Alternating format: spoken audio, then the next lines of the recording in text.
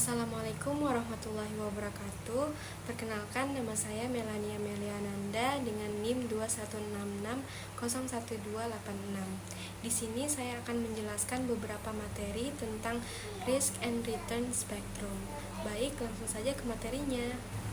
Risk and return spectrum adalah konsep yang menjelaskan hubungan antara risiko dan imbal hasil dalam investasi. Dalam spektrum ini, investasi dikategorikan berdasarkan tingkat risiko yang diambil dan potensi imbal hasilnya. Semakin tinggi risiko yang diambil, semakin besar pula peluang untuk mendapatkan imbal hasil yang lebih tinggi. Spektrum ini memandu investor untuk memahami karakteristik berbagai instrumen investasi dan bagaimana risiko serta imbal hasil terkait secara langsung. Dalam risk and return spectrum, tingkat risiko dan return suatu investasi dapat dikelompokkan menjadi beberapa kategori berdasarkan karakteristik dan potensinya. Spektrum ini mencerminkan hubungan positif antara tingkat risiko yang diambil dan potensi return yang diharapkan. Berikut beberapa jenis investasi yang sering ditemukan pada spektrum risiko dan return. Jenis yang pertama, risiko rendah, return rendah. Ciri-cirinya stabilitas tinggi dengan kemungkinan kecil atau tidak ada kerugian pada modal awal. Cocok untuk tujuan jangka pendek atau investor konservatif. Likuiditas tinggi dalam banyak kasus sehingga mudah dicairkan. Contoh instrumennya adalah tabungan, deposito berjangka, obligasi pemerintah seperti surat utang negara. Potensi returnnya itu rendah, seringkali sedikit di atas tingkat inflasi. Contohnya, deposito memberikan bunga tetap, biasanya sekitar 3-5% per tahun di pasar Indonesia. Jenis yang kedua adalah risiko sedang, return sedang. Ciri-cirinya sedikit lebih fluktuatif dibandingkan instrumen risiko rendah. Potensi kerugian ada, tetapi masih relatif lebih kecil dibandingkan dengan investasi beresiko tinggi. Cocok untuk investor moderat yang ingin mengimbangi pertumbuhan dan keamanan. Contoh instrumennya adalah obligasi korporasi, khususnya yang memiliki peringkat kredit tinggi, reksadana pendapatan tetap, reksadana campuran. Potensi returnnya lebih tinggi dari deposito atau tabungan, tetapi tidak sefluktuatif saham. Contohnya, obligasi korporasi bisa memberikan imbal hasil sekitar 6-9% per tahun. Jenis yang ketiga adalah risiko tinggi, return tinggi. Ciri-cirinya volatilitas tinggi dengan harga yang sering naik turun dalam waktu singkat, potensi keuntungan besar, tetapi disertai risiko kehilangan sebagian atau seluruh modal, membutuhkan pemahaman pasar yang baik dan kesabaran untuk menghadapi fluktuasi. Contoh instrumennya adalah saham individu atau terutama saham blue chip atau growth stocks, reksadana saham, properti atau real estate. Potensi returnnya itu bisa sangat tinggi bergantung pada kinerja pasar. Contoh, saham blue chip di Indonesia seperti saham perbankan sering memberikan imbal hasil sekitar 10-15% per tahun dalam jangka panjang. Jenis yang terakhir adalah spekulatif. Risiko sangat tinggi, return sangat tinggi. Ciri-cirinya sangat fluktuatif dan tidak terprediksi dengan potensi kerugian total. Cocok untuk investor agresif yang memiliki toleransi tinggi terhadap risiko. Likuiditas seringkali rendah atau tergantung pada pasar. Contoh instrumennya adalah cryptocurrency seperti Bitcoin atau Ethereum. Saham penny stock atau saham perusahaan kecil dengan kapitalisasi pasar rendah. Derivatif seperti opsi dan futures. Potensi returnnya bisa mencapai ratusan persen, tetapi kerugian juga bisa drastis. Contohnya, harga Bitcoin dapat naik lebih dari 100% dalam setahun, tetapi juga dapat turun tajam dalam waktu singkat. Risiko dan return berkolerasi karena hubungan ini merupakan inti dari prinsip keuangan yang dikenal sebagai risk-return trade-off. Prinsip ini menyatakan bahwa semakin tinggi potensi keuntungan atau return dari suatu investasi, semakin tinggi pula risiko yang harus ditanggung. Alasan yang pertama adalah premi risiko. Investor membutuhkan kompensasi yang lebih tinggi untuk bersedia menanggung risiko yang lebih besar. Misalnya investasi saham yang memiliki risiko yang lebih tinggi dibandingkan obligasi pemerintah, sehingga investor mengharapkan return yang lebih besar dari saham. Alasan yang kedua adalah ketidakpastian masa depan. Risiko mencerminkan ketidakpastian. Investasi dengan ketidakpastian tinggi seperti saham pada perusahaan rintisan cenderung menawarkan potensi return yang lebih tinggi karena keberhasilannya tidak dijamin. Sebaliknya, investasi yang stabil atau kurang berisiko seperti deposito cenderung memberikan return yang lebih rendah. Alasan yang ketiga adalah perilaku pasar. Di pasar keuangan, risiko dinilai sebagai variabilitas return dari suatu aset. Aset dengan fluktuasi harga yang besar atau risiko tinggi seringkali menunjukkan potensi keuntungan yang besar, meskipun juga beresiko mengalami kerugian signifikan. Alasan yang keempat adalah diversifikasi dan risiko sistematis. Beberapa risiko dapat dikurangi melalui diversifikasi, tetapi risiko sistematis seperti inflasi atau krisis ekonomi tetap ada. Aset dengan eksposur lebih tinggi terhadap risiko sistematis biasanya menawarkan return yang lebih tinggi untuk mengkompensasi investor. Jadi kesimpulannya adalah korelasi antara risiko dan return merupakan hasil dari upaya pasar untuk mencocokkan ekspektasi investor terhadap kompensasi atas risiko yang mereka tanggung. Prinsip ini menjadi dasar dalam pengambilan keputusan investasi. Portofolio adalah kumpulan aset yang dimiliki oleh investor yang bisa mencakup berbagai jenis investasi seperti saham, obligasi, reksadana, properti, atau komoditas. Portofolio memungkinkan investor untuk mengalokasikan investasi mereka ke dalam berbagai instrumen dengan tujuan memaksimalkan return dan meminimalkan risiko. Selanjutnya adalah diversifikasi. Diversifikasi adalah prinsip utama dalam manajemen portofolio. Prinsip ini menyatakan bahwa risiko total dapat dikurangi dengan membagi investasi ke dalam berbagai jenis aset.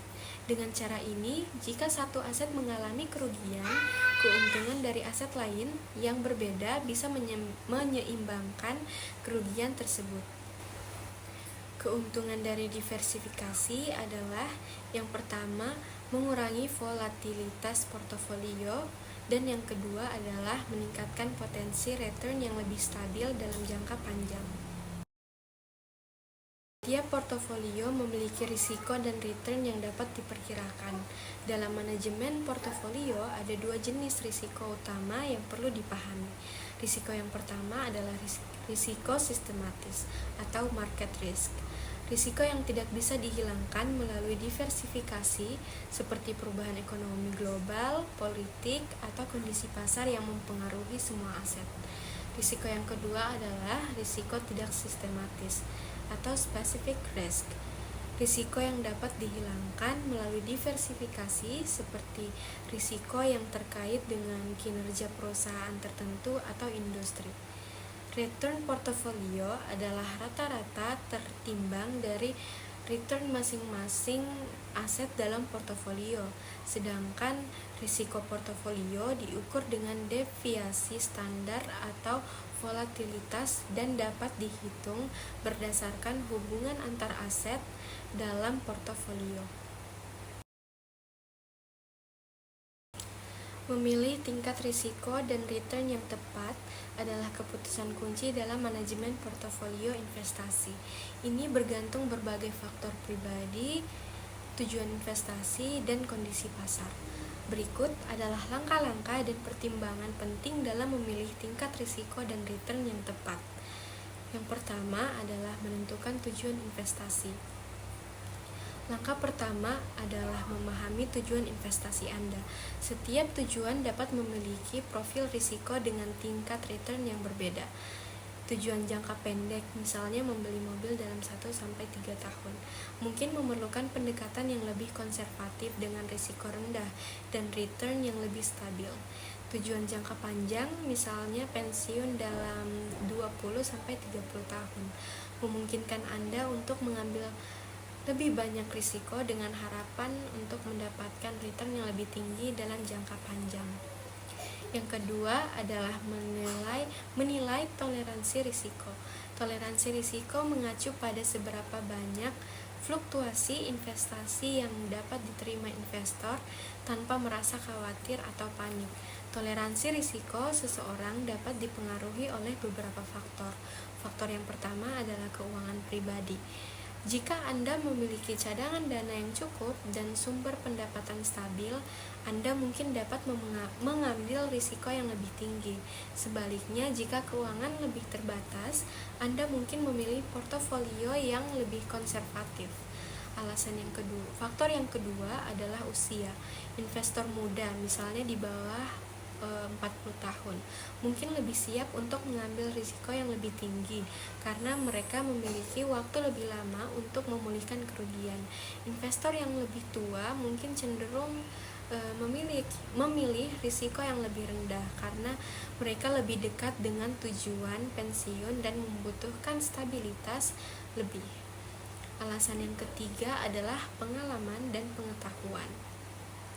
Investor dengan pengalaman lebih banyak dalam pasar finansial mungkin lebih siap untuk menangani fluktuasi pasar dan mengambil risiko lebih tinggi dibandingkan dengan investor yang baru mulai. Faktor yang keempat adalah psikologi investor. Bagaimana Anda merespon volatilitas pasar? Beberapa orang merasa nyaman dengan fluktuasi harga yang besar, sementara yang lain lebih suka kestabilan meskipun dengan potensi return yang lebih rendah. Langkah ketiga dalam memilih tingkat risiko dan return yang tepat adalah menentukan profil risiko atau risk profile. Berdasarkan faktor-faktor di atas, Anda bisa mengklasifikasikan diri Anda dalam berbagai profil risiko. Profil risiko yang pertama adalah konservatif, fokus pada menjaga modal dengan sedikit risiko. Portofolio ini mungkin terdiri dari obligasi dan aset bebas risiko. Yang kedua, moderat, mencari keseimbangan antara pertumbuhan dan keamanan dengan alokasi aset yang lebih beragam, misalnya saham dan obligasi. Yang ketiga, agresif, fokus pada pertumbuhan investasi yang maksimal, siap mengambil risiko yang lebih tinggi untuk potensi return yang lebih besar. Portofolio ini mungkin didominasi oleh saham atau aset yang lebih volatil. Langkah yang keempat adalah menggunakan teori portofolio. Untuk mengoptimalkan pilihan tingkat risiko dan return, Anda dapat menggunakan teori portofolio seperti yang diajukan oleh Harry Markowitz. Dalam teori ini, Anda dapat menentukan kombinasi portofolio yang memaksimalkan return untuk tingkat risiko tertentu untuk meminimalkan risiko untuk return yang diinginkan. Yang pertama itu efficient frontier. Ini adalah konsep yang menggambarkan kombinasi portofolio untuk memberikan return maksimum untuk meningkatkan risiko tertentu. Pilih portofolio yang berada di sepanjang efficient frontier yang sesuai dengan toleransi risiko Anda. Yang kedua itu capital market line atau CML. Jika Anda berinvestasi dalam kombinasi aset bebas risiko dan portofolio pasar, CML menunjukkan pilihan portofolio dengan return terbaik yang disesuaikan dengan tingkat risiko. Langkah yang kelima adalah evaluasi potensi return dan risiko. Untuk memilih tingkat return dan risiko yang tepat, penting untuk memahami hubungan antara keduanya. Ada beberapa langkah yang bisa dilakukan. Yang pertama, evaluasi return yang diharapkan. Gunakan proyeksi return berdasarkan data historis atau estimasi pasar untuk menentukan berapa banyak return yang dapat Anda harapkan dari investasi tertentu. Return yang lebih tinggi biasanya datang dengan risiko yang lebih tinggi. Yang kedua itu perhitungkan volatilitas dan deviasi standar. Risiko diukur dengan volatilitas atau deviasi standar. Semakin tinggi deviasi standar, semakin besar fluktuasi harga dan risiko. Yang ketiga adalah tentukan beta. Jika Anda berinvestasi dalam saham atau portofolio, Anda perlu mengetahui beta dari saham atau portofolio tersebut. Beta mengukur seberapa sensitif harga aset terhadap pergerakan pasar secara keseluruhan. Beta lebih besar dari 1 menunjukkan bahwa aset lebih volatil daripada pasar. Langkah yang keenam adalah menggunakan alat dan indikator pengukuran risiko. Ada beberapa alat yang dapat membantu Anda memilih tingkat risiko dan return yang tepat. Alat yang pertama adalah Sharpe ratio. Ini adalah indikator yang mengukur return yang diperoleh dibandingkan dengan risiko yang diambil. Semakin tinggi Sharpe ratio, semakin baik return yang dihasilkan dengan tingkat risiko tertentu. Alat yang kedua adalah Sortino ratio. Mirip dengan Sharpe ratio, tetapi lebih fokus pada downside risk atau risiko penurunan dibandingkan dengan total volatilitas. Langkah yang ketujuh adalah menilai kebutuhan likuiditas. Pertimbangkan seberapa cepat Anda membutuhkan akses ke dana Anda. Investasi dengan return tinggi biasanya lebih berisiko dan kurang liquid, sehingga jika Anda membutuhkan uang dalam waktu singkat, Anda mungkin perlu waktu untuk memilih investasi yang lebih stabil dan mudah dijual, meskipun returnnya lebih rendah. Dan langkah yang terakhir dalam memilih tingkat return dan risiko dan return yang tepat adalah rebalancing portofolio secara berkala. Kondisi pasar berubah seiring waktu, dan oleh karena itu, tingkat risiko dan return portofolio Anda bisa berubah. Melakukan rebalancing portofolio secara berkala dapat membantu Anda mempertahankan profil risiko yang sesuai dengan tujuan investasi Anda. Misalnya, jika saham Anda mengalami kenaikan nilai yang signifikan, Anda bisa mengalihkan sebagian dana ke obligasi atau aset lainnya untuk menjaga keseimbangan. Itulah tadi beberapa penjelasan mengenai risk and return spectrum. Lebih dan kurangnya mohon dimaafkan. Sekian dari saya, wabillahi taufiq wal hidayah. Wassalamualaikum warahmatullahi wabarakatuh. Oke teman-teman, terima kasih sudah menonton videonya.